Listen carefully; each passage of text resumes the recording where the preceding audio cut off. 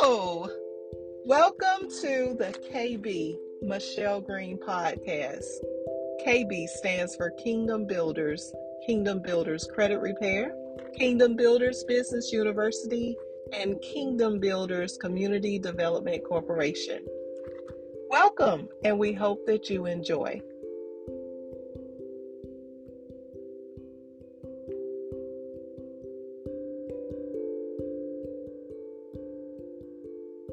Hello, and thank you for joining us tonight, or whenever you are joining us. Welcome. Today's podcast is about completely being out of isolation and what's next.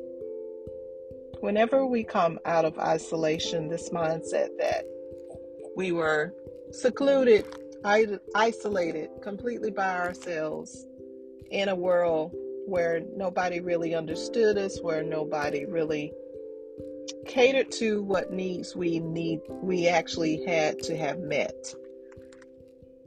When we're coming out, it seems like we have come out of a prison of our mind. And for me, coming out of that prison of my mind has actually been a great relief. It's been a great relief to know that truly there were some things that were missing in my life. There were some exhausted territories. There were some spaces where I was not being fulfilled, but it wasn't necessarily because of any one person other than myself. So as I have come out of the isolation stage, and I do think that we tend to go there from time to time, the thing that I'm looking at for my life is most of us, well, for my life, I would say coming out of the isolation stage, I'm realizing that I have to live a life with boundaries. I have to live a life where I can say no. I have to live a life where I can set a boundary and stop. Where 4 categories of my life that I will tend to: my physical makeup, my health, making sure that I eat right, making sure that I'm getting enough rest, making sure that I am also exercising. It's not something that I really have a lot of enthusiasm about, but it's necessary because I'm realizing more and more that there are areas where we are depleted. But those areas where we're depleted need to also be areas where we are replenished. So everything that we put out, we also have to pour back into. And our health is one area where a majority of us, especially I would say in the United States, we don't tend to our health very much. Many times we do believe that, if we have one area of our life completely in alignment, then we have the area of our life for our health where it's okay for it not to be in alignment. So, for example, one of my strong points is spiritual. Another strong point is, I would say, financial. Those are 2 areas that I put a lot of focus on and I've made a lot of deposits into. And out of the categories of physical, mental, spiritual, and social, physical includes health, and physical also includes your finances.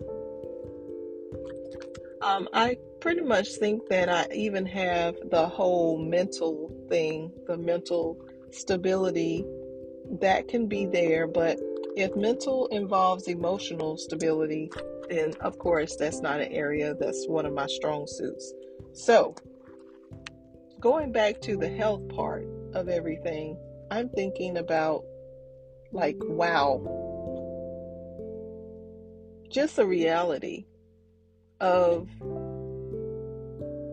myself realizing, hey, I gotta take care of myself better. I gotta take care of my health. I gotta take care of my health in the same way that I would take care of my spirit.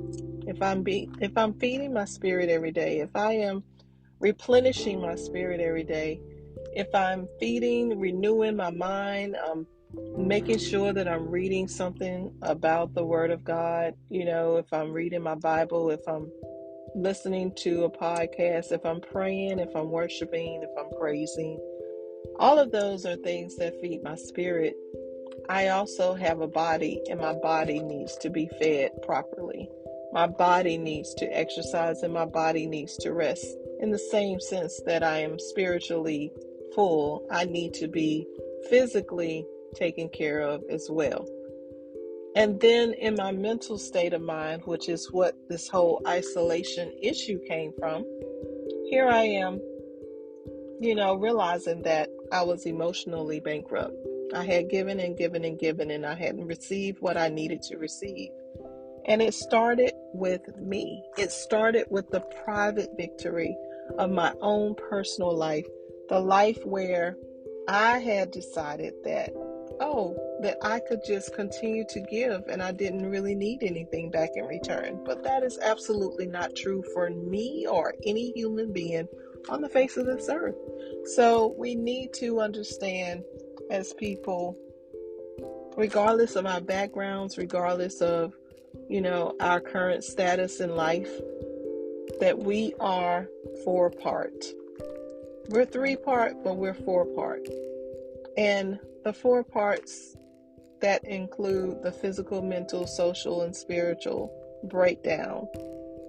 There are so many things that we have to replenish that we don't replenish.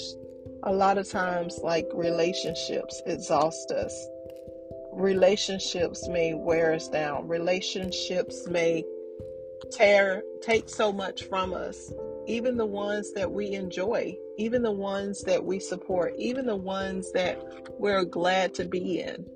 It's not always the ones that we don't want to be a part of that drain us, but we have to be able to receive back in return, and we have to know what replenishes us. Like, what is it that I need to do for myself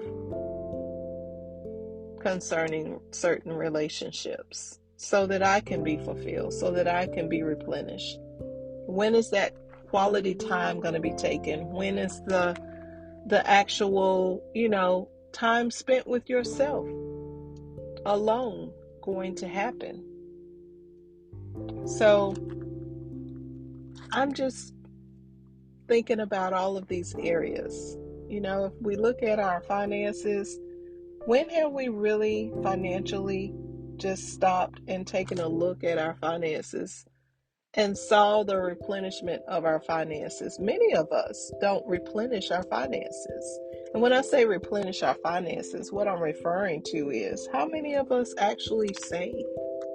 Like, when we earn this money, if we're making so many dollars per week, per day, per month, then what part of that financial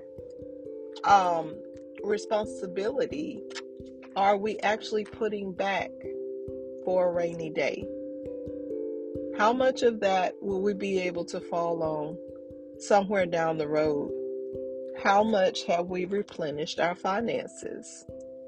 How much have we replenished, our spirituality? How much have we replenished our mental stability? Mental stability involves a few things. There's our intellect, there's our emotional state, and there is our will, our desire, our passion. So how much of our passion is being fulfilled? How much of our emotional well-being is being fulfilled? How much is our intellect being fulfilled? Are we learning and growing Are we educating ourselves on how to be content, mentally stable, not all over the place, allowing our minds to be scattered, trying to do a million things at one time, learning from this person and learning from that person? Where is our stability? The older I get, the more and more I learn. Consistency is key. And also, not having so many things in your life is also key. Just simplify it. And that's going to really help us to stay out of a state of isolation. So what have I learned in this journey this time? Is that I just need to make sure that I set boundaries, I learn how to say no, and I stay up to date on what I need to replenish in those 4 categories. Thank you for listening.